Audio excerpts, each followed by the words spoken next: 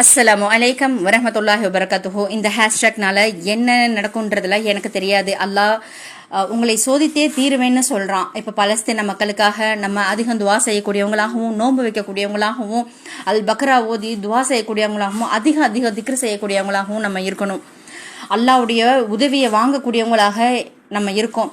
சஹாபாக்களுடைய காலத்துல நம்ம அவங்களுடைய உதவியை எப்படி வாங்கினாங்க சஹாபிய பெண்மணிகள், அந்த உதவி வர்ற வரைக்கும் அல்லாஹ் கிட்ட நெருங்கி இருந்தாங்க, தொழுதாங்க, ஓதாங்க, நோன்பு வச்சாங்க, எல்லா நலவுகளையும் கேட்டு வாங்கினாங்க.